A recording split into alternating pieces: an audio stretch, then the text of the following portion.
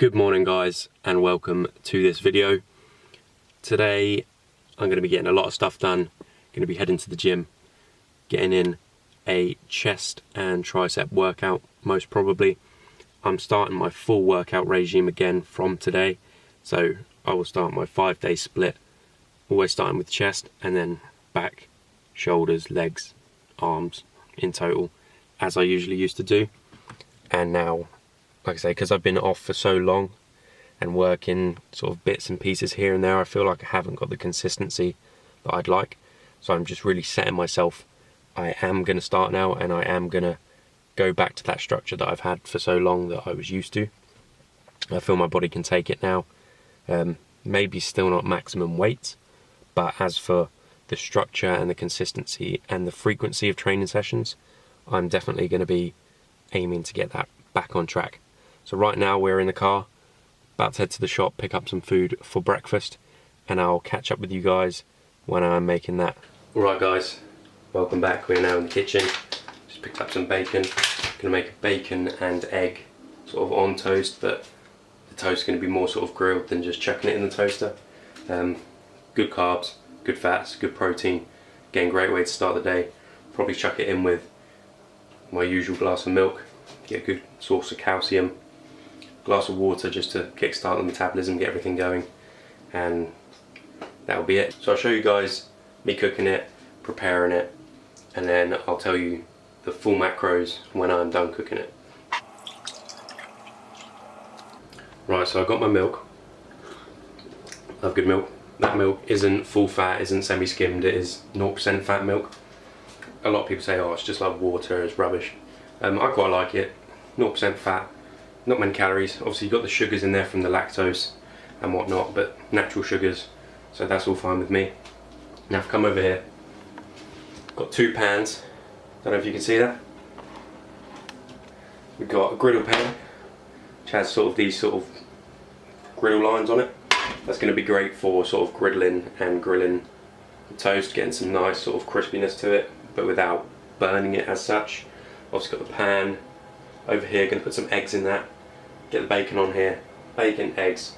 Once they're both done, going to smash on the bread for 10-15 seconds just to give it a nice sort of nice coating, and obviously it will soak up some of the oils and everything else.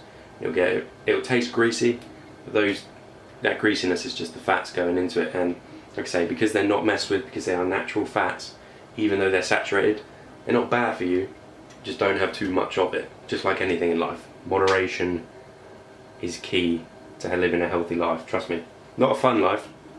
Moderation's for cowards. If you want to have a fun life, do whatever you like. But nice healthy life, moderation, especially with your food. But yeah, I'm going to chuck some oil in there, heat them up to about a medium heat, and then I'm going to get cracking. So I'll catch up with you guys in 2 secs. Got 2 eggs, about 20 grams of protein there. Bacon, probably go for 4 strips, which if I remember rightly should be about 25 grams of protein. So that is good for us. That makes a total of, there'll be a little bit of, I suppose, like grain protein in the bread, so we're looking at about 45 to 50 grams of protein for breakfast. Not bad at all, and obviously if you couple it with a protein shake, you're looking at 75 grams of protein just for breakfast. Right guys, let me just check in with you. Bacon's been cooking for a while. As you can see, it's starting to sort of brown up around the edges. That's where the fat is sort of getting really crispy underneath in with the oil and everything. So that is looking real good. Give it a little bit longer, so I'm going to chuck the eggs in now, get them fried up nicely, and then I'll probably jump back in with you guys when I'm about to do the bread, because that is the key part to this.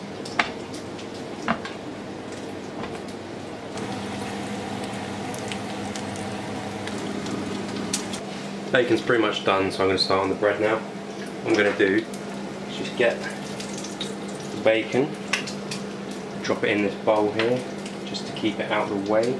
And now what you can probably see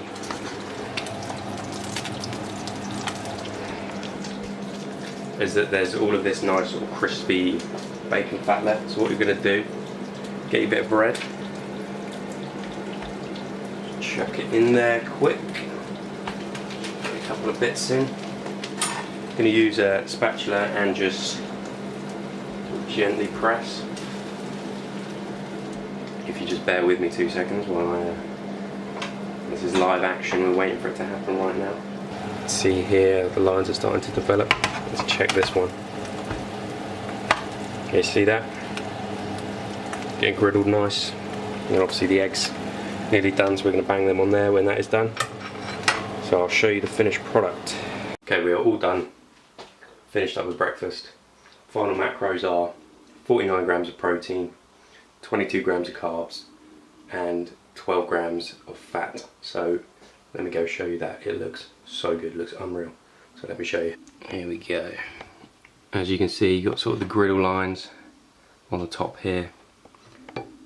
Just about done right on the eggs.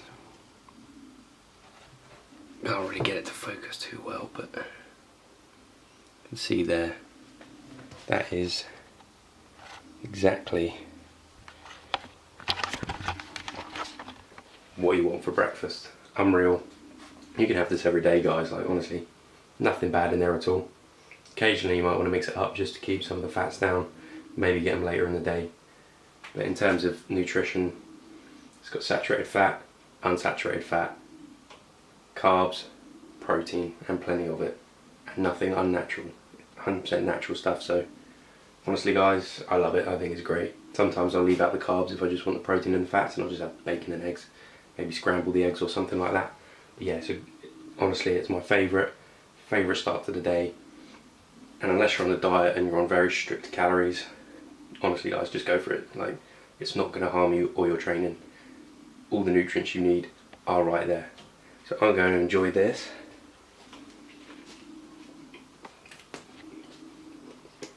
And I'll catch up with you guys in a bit. Alright guys, we are back in the gym. Today I hit it was meant to be a chest and tricep workout, but I got in a really good chest workout. The footage you're seeing here is kind of a recreation of what I actually did, because I went into the gym in the middle of the day, my actual gym, fairly busy, and also I was kind of told that I couldn't record at that time because usually I go quite late and they're okay with it then. So basically what I did is when I was at work and it got pretty much empty, I took the time to recreate the same workout that I had done earlier in the day, obviously to not such a high intensity with slightly lower weights and less sets, just to show you what I did. But I started off with bench press, warm up with a set of 60, set of 70, and then I did 3 sets of 6 to 8 with 80 kilos, which might not seem like a lot, but I took 6 or 7 weeks off from training and it really has affected my strength levels and what I can do, which is to be expected, to be honest. You know, if you take 1 or 2 weeks off, you'll be fine. Your body will hold on to the capabilities that it currently has. But if you're going to, you know, take extended periods of time off without any sort of training, obviously if you're still doing bits and pieces here and there, then that's going to be good for you. It's going to help you maintain that strength for longer. But if you're taking in excess of 3 or 4 weeks off, you really are going to start to deteriorate if you don't keep it up to date and you don't keep your body in check. If you don't let it know that you still need that strength and you still need that muscle by training it, it's just going to let it go. It doesn't need it. That's what the body does. That's why it's so good at adapting. Now after that I moved on to some incline dumbbell press. Again here, just lighter weights, just going through the movements. Still not 100% from being ill. Still don't know what's wrong with me, but I'm pushing through it. And so I am exhausted at this point. You know, the workout earlier in the day killed me off, and this was only a couple of hours later, so you know, I'm using half weights really, and it's still quite a struggle, I'll tell you. So I did incline dumbbell press for 5 sets of 8 to 10 reps, usually aiming around the 8 range with heavier weights. If I was going slightly lighter, say I dropped the weight because I couldn't quite complete my set with my original starting weight, I'd maybe aim for 10 with a lighter weight. But yeah, as I say here, just going through the movement to show you which movements I did and obviously how I performed them. But yeah, you can see here these are light weights and really was struggling with them, and then I tripped, which is always good to replay. The weights are out to get me, I swear to God. First they caused me injuries and now they're trying to trip me up. So next thing I did was I moved on to some dumbbell flies. Slight incline again, I don't know why, I like doing dumbbell presses and flies with incline far more than I do doing it flat.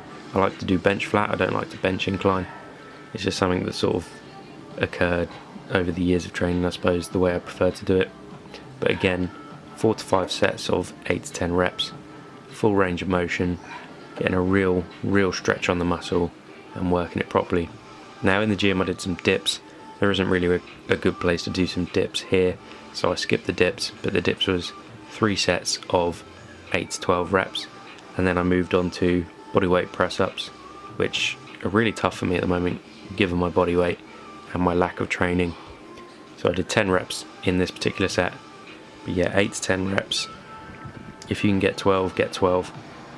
Again, 4 to 5 sets, and that was my complete chest workout. Having a quick little pose here, just checking out the physique. The bulk is almost finished, but that's going to be it for today, guys. Thank you guys for watching, and I'll see you in the next video.